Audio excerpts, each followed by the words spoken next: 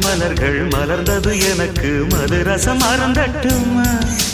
விடுகின்ற வரையில் முடிகின்ற வரையில் கவிதைகள் எழுதட்டுமா முத்தம் என்ற கடலில் முத்து குளிப்போமா அழகு அழகு ஓ நீ நடந்தால் நடையழகு அழகு நெருங்கி வரும் இடையழகு அழகு வேலெறியும்